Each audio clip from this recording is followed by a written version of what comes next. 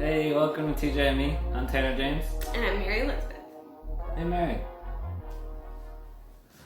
Did Jesus say that he came not to bring peace, but a sword?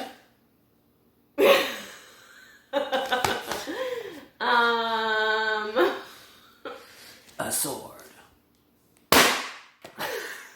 That's terrifying. Oh my gosh.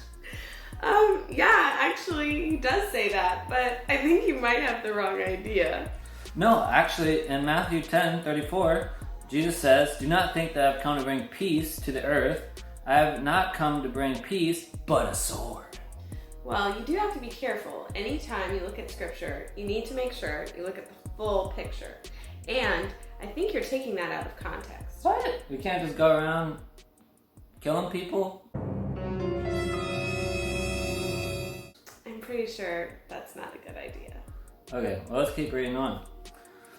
35, "For I've come to set a man against his father, and a daughter against her mother, and a daughter-in-law against her mother-in-law, and a person's enemies will be those of his own household. Whoever loves father or mother more than me is not worthy of me.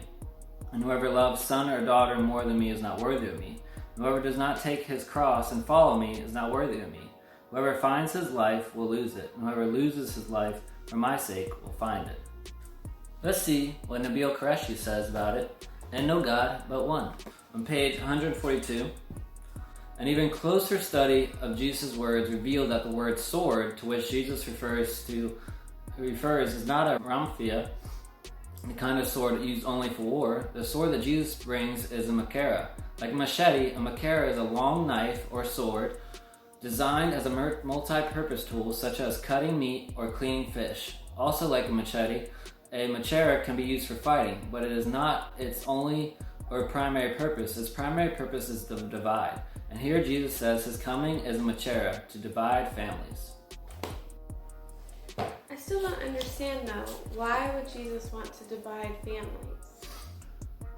So what is Jesus' heart in saying that he did not come to bring peace, but a sword? I think the purpose of this passage and why he's saying it is because Jesus has in mind those who have family members who will not believe in him. And the decision that that person has to make to believe in him might cost him his family.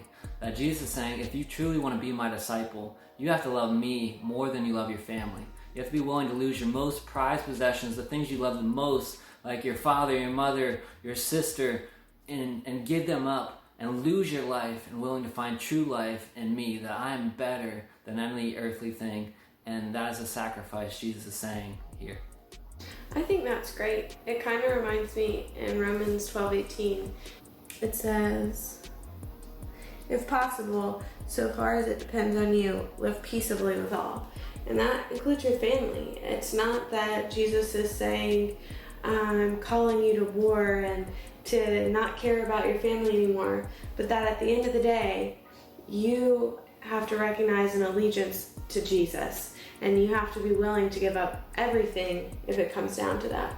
And that makes sense in context, that Romans 12:18 and that Matthew 10:34 can go together, because ultimately our allegiance is to Christ, and he wants us to live at peace with everyone, but to understand that we do not sacrifice our allegiance to him.